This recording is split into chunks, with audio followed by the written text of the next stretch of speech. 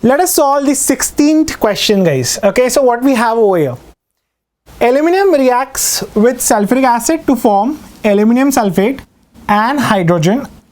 What is the volume of hydrogen gas in liters produced at 300 Kelvin and 1 atm pressure when 5.4 grams of aluminum and 50 ml of 5 molar sulfuric acid are combined for the reaction? Use molar mass of aluminum as 27 grams per mole. R is 0.082 atm liter per mole per Kelvin. So what we'll do over here is, let us quickly isolate the data what is there in the sum, guys. Okay, so we have 5.4 grams of aluminum, 50 ml of 5 molar sulfuric acid, okay, 300 Kelvin. A very simple sum, guys. Substitute the values and get the answer, guys. So what we have over here, we have aluminum. So Al is reacting with H2SO4. So this will give you what? This will give you Al2SO4 thrice plus H2. Balance the equation. So if I balance the equation, what will I get? So SO4 is thrice. So I multiply here by 3. I multiply here by 2. And I multiply H2 by 3. Okay. So 3 moles of H2SO4 gives 3 moles of H2. Here we'll have to calculate the limiting reagent. Okay. So what is the limiting reagent over here? Let's see. Number of moles of aluminum will be how much? 5.4 divided by 27. So this is how much? This is 0.2. Number of moles of H2SO4. This is 50 into 5 divided by 1000. So that will be how much? That is 0.25. So we have got 0.2 moles of aluminum and we have 0.25 moles of H2SO4, right? So which is the limiting reagent? We can easily calculate this. I divide this by 2, so this is 0.1, and I divide this by 3, so that is less than 0.1. So the limiting reagent is what? Limiting reagent is H2SO4. Okay. Once I get the limiting reagent as H2SO4, what we can do is, we know that 3 moles of H2SO4 gives 3 of H2. So number of moles of H2 is how much? Number of moles of H2 is 0.25 moles. So we have got the number of moles of H2. Simply use what? Simply use ideal gas equation. So what is ideal gas equation? So volume is 0.25 multiplied by 0.082 multiplied by 300 divided by the pressure. What is the pressure? Pressure is 1 atmosphere. Yes. What is the pressure? Pressure is 1 atmosphere. So volume is how much? 6.15 liters, guys. So that is your final answer, guys. 6.15 liters. Okay. So that was your question number 16th, guys. Let us quickly move on to the next question, that is question number 17th. Okay. So what we have here, let's check. 92U238 is known to undergo radioactive decay to form 82Pb206 by emitting alpha particles, okay, and beta particles. A rock initially contained 68 into 10 to the power minus 6 grams of 92U238. If the number of alpha particles that it would emit during its radioactive decay of 92U238 to 82Pb206 in 3 half-lives is Z into 10 to the power 18, then what would be the value of Z? It's a very tedious sum, guys. Okay, let us solve this. Okay, it's a simple sum, just that you have to be careful while taking the values, guys. Okay, so you are converting 92U238 to what? 82 Pb 206. So number of alpha particles emitted are how much? Number of alpha particles that are emitted over here is 8. Okay, so for 1 mole you are emitting how many alpha particles? There are 8 alpha particles which are emitted.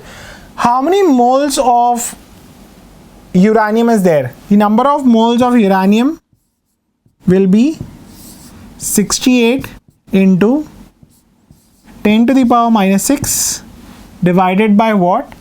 Divided by 238. So this is the number of moles of uranium that I have, guys. How much of this is left? You're talking about 3 half-lives. So if you're talking about 3 half-lives, how much is decayed, guys? 7 by 8 is decayed, right? So the moles of uranium which is decayed is how much? Moles of uranium that is decayed will be 7 by 8 into 68 into 10 to the power minus 6 divided by 238. So these many moles have decayed, guys, right? And if this many moles have decayed, so 1 mole emits 8 alpha particles, right? So if 1 mole is emitting 8 alpha particles, then these many moles will emit how much, guys? Okay, so I'll multiply this by what? So this is the number of moles of U which has decayed, right? So number of alpha particles. So number of alpha particles which are emitted will be equal to what? Is 8 into 7 by 8 into 68 into 10 to the power minus 6 divided by 238 into Na. So if I solve this completely, so what will I get? This will be 12.04 into 10 to the power 17. That can be written as 1.2 into 10 to the power 18. So the value of Z is how much? The value of Z is 1.2, and that is your final answer, guys. Okay, so Z is how much? Z is 1.2. Let us solve the last question of this paper, guys. That is the 18th question. So what we have over here? The following reaction, compound Q is obtained from compound P via an ionic intermediate. Okay, so you are treating this compound with H2SO4 and you are getting Q. Okay, so first of all, what will happen? At all the para positions of the benzene ring, you will get a SO3H. Okay, so we are getting SO3H at all the para positions. So I'll put one SO3H over here, I'll put one SO3H over here, and I'll put one SO3H over here. Okay, so let us count the number of double bonds. What we have for every benzene ring, there are 4 double bond equivalent, right? So how many benzene rings are there? Are 4 benzene rings. So I multiply this by 4. So this becomes how much? The double bond equivalent becomes 16 for the benzene rings, guys. For every SO3H, the double bond equivalent will be 2. The double bond equivalent is 2. So 2 into 3. So that becomes 6. So the tally comes up to how much? It comes up to 22 double bond equivalent, guys. Now what? They are saying that it is going via an ionic intermediate. So what is that ionic intermediate that we are looking at? The ionic intermediate that we are looking at is something like this, guys. So we have a benzene ring over here. So this ester will undergo hydrolysis. So what we'll get? We'll get a double bond over here. There is a benzene ring attached over here, guys, right? At the para position, there is a SO3H. Okay. Now this carbonyl over here can cyclize with this benzene ring, right? Rest all the groups are attached over here, guys. Okay. So this can cyclize. So now if you look at the equivalent, the double bond equivalent over here in this part, for the C double bond it is 1 and for the ring it is 1, right? So that double bond equivalent becomes how much? The double bond equivalent for this part which I have drawn over here becomes 2, right? And it is going via an ionic intermediate. So what is that ionic intermediate that I am looking at? The ionic intermediate over here would be something like this, that is a triple bond over here and this carrying a positive charge. Yes, are you getting this? So the double bond equivalent will remain the same, guys. Here also I can see the double bond equivalent is 2 and the ring also it is 2.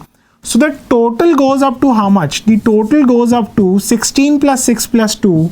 So the answer over here is 24, guys. Okay, I hope you have understood this. The tricky part of the sum was to make a ring over here and to identify the double bond equivalent in that ring, guys. Okay, so that completes your paper 1, guys, and very quickly we'll look at the next paper, that is paper 2.